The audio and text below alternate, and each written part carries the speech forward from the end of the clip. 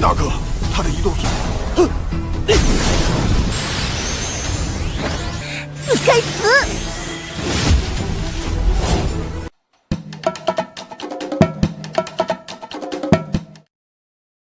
Assalamualaikum warahmatullahi wabarakatuh. Kembali lagi di Lapas Anime. Salam sehat semuanya.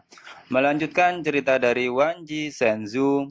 Kingsu yang sedang berlatih akhirnya berhasil membangkitkan kekuatannya.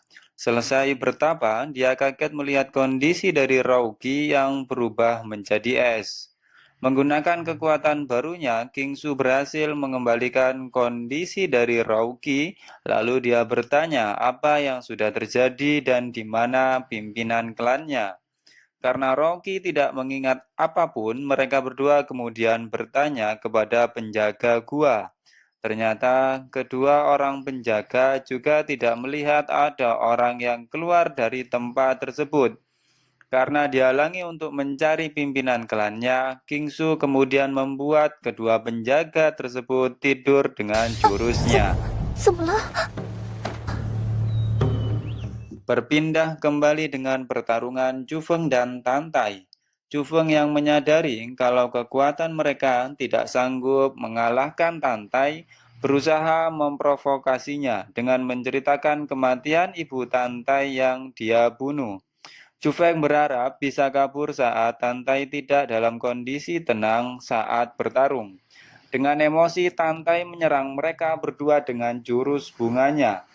Tetapi mereka berdua berhasil melarikan diri. 你该死！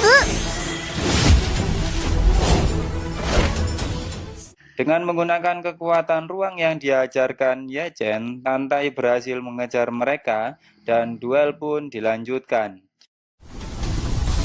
大哥，他的移动速度，哼！ Jufeng terpaksa menggunakan senjata rohnya untuk menghadapi Tantai dan berhasil melarikan diri. Tetapi sayangnya adiknya si gendut Juyun ditangkap oleh pendekar dari Istana Bunga. 别想跑！ 大哥，等等我！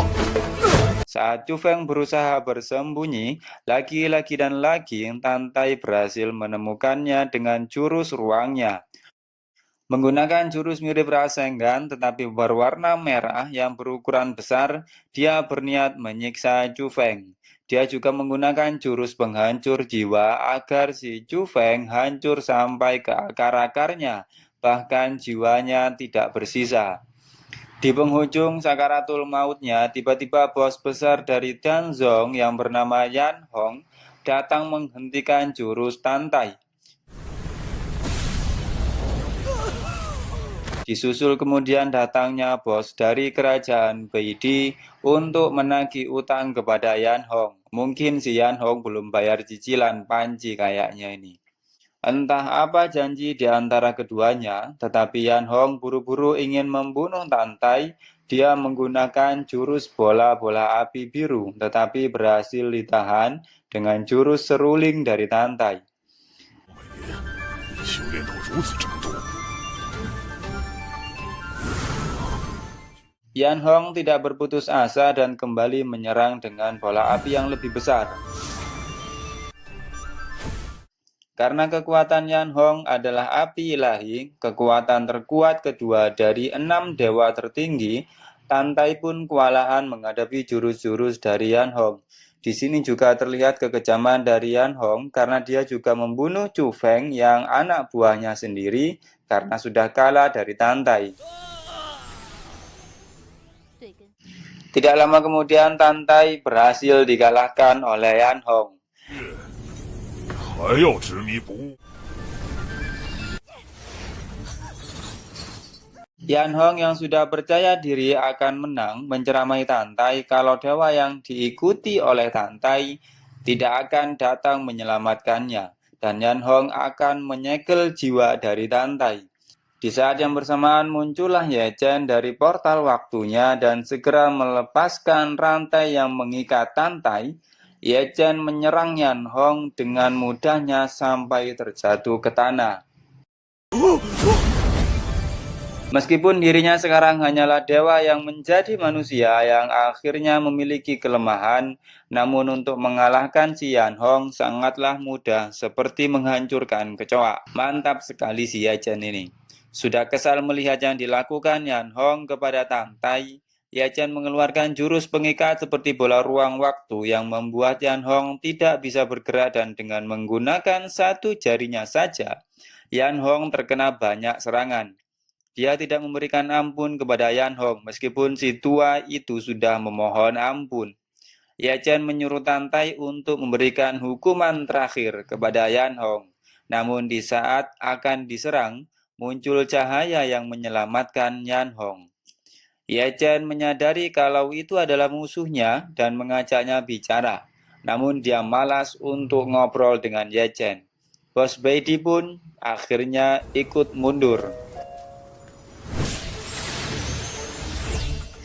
Yan Hong kembali ke markasnya dan menemui bosnya. Dia menanyakan kenapa bosnya tidak menolongnya di saat kesulitan menghadapi Yachen. Tapi malah dia dimarahi oleh bosnya dan bosnya bilang kalau kenapa dia harus ikut campur urusan manusia padahal dia adalah seorang dewa. Yan Hong juga bingung kenapa Yachen mempunyai kekuatan dewa ruang dan yang paling kuat dari dewa lainnya, dan juga kenapa dia bisa jatuh ke dunia. Bosnya sendiri pun hanya tahu sedikit informasi tersebut. Kemudian berpindah tempat, Bos Baidi bertemu dengan seekor rubah yang ternyata rubah inilah yang menyelamatkan Yan Hong dengan menirukan suara dari kakaknya. Rubah ini menugaskan Bos Baidi untuk mencari barang yang ternyata ada pada Tang Tai, yang awalnya dia akan mengambilnya dengan memanfaatkan pertarungan dari Yan Hong. Namun hal itu gagal karena kedatangan dari Yachen. Rubah ini akhirnya memutuskan untuk menyelinap sendiri, padahal sudah diperingatkan oleh Bos Baidi bahwa Yachen mempunyai kemampuan untuk mendeteksi sesuatu yang terjadi dengan Tang Tai dengan jarak 1 km apabila terjadi sesuatu pada Tang Tai. Sementara itu pada part kali ini bagaimana kelanjutan dari cerita ini, silakan tonton terus di Lapes Anime.